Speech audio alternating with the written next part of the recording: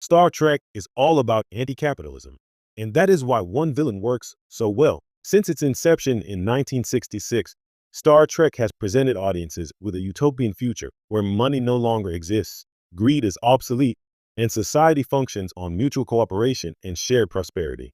Gene Roddenberry's vision of the 23rd and 24th centuries was not just about warp drives and alien diplomacy. It was about humanity evolving past the economic systems that once divided it. But what makes Star Trek's social commentary even more fascinating is how it occasionally holds up a mirror to the utopia by introducing villains who embody the very capitalist value Starfleet has left behind. And among all of them, one stands out as the perfect foil to the Federation's ideals. The Ferengi Daimongos, and later, Grand Nagasek, Quark, and the entire Ferengi species. The Ferengi are often played for humor, but beneath the lobes-for-profit jokes lies one of Star Trek's sharpest critiques of capitalism itself. In a universe that has outgrown money, the Ferengi remind viewers of how seductive and destructive the profit motive can be. They represent a kind of funhouse reflection of humanity's past, ambitious, ruthless, and obsessed with acquisition. They are us, before Enlightenment, the Federation's post-scarcity economy. To understand why the Ferengi work so well as villains, it's worth remembering what Star Trek says about economics. The Federation exists in a post-scarcity society where replicators can produce anything, food, clothing, or material goods, with zero cost. There's no need for wages or trade when everyone has access to the same abundance. Starfleet officers don't work for pay. They work for purpose, curiosity, and collective progress. In Star Trek, The Next Generation, Captain Picard tells a 21st century businessman revived from cryostasis, greater than the acquisition of wealth is no longer the driving force in our lives. We work to better ourselves and the rest of humanity. That line defines Star Trek's entire social philosophy. The Federation is an experiment in pure altruism, where people have transcended the need for money, a world where greed has become obsolete. But every ideal needs a counterpoint, and that's where the Ferengi enter the picture. The Ferengi, capitalism taken to its extreme, introduced in The Next Generation as potential villains. The Ferengi were initially envisioned as new adversaries after the Klingons became allies. Their core philosophy is captured in the Rules of Acquisition, a sacred text of business maxims that glorify greed. Among them, once you have their money, never give it back.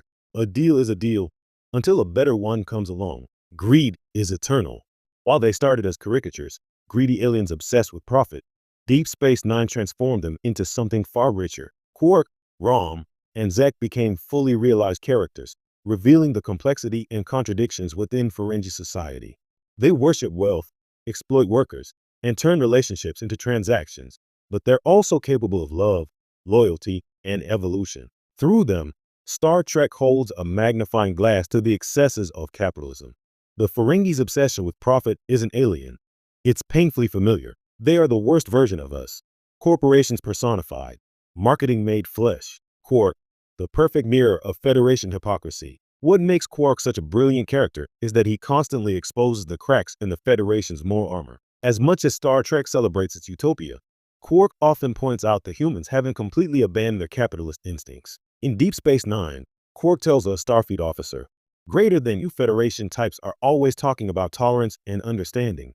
But when it comes to my way of doing business, you can't wait to judge me." He's not wrong. The Federation claims to be post-capitalist, but it still relies on trade, commerce, and negotiations with species that use money. Quark's bar thrives because even Starfleet officers enjoy a little indulgence, gambling, drinks, and holosuite fantasies. The Federation may have transcended capitalism in theory, but in practice, its members still crave the pleasures that money once bought. In that sense, Quark works as both villain and philosopher. He challenges the audience to question whether humanity could ever truly abandon its capitalist instincts. Would we still strive for greatness if there were no profit to gain? Deep Space Nine.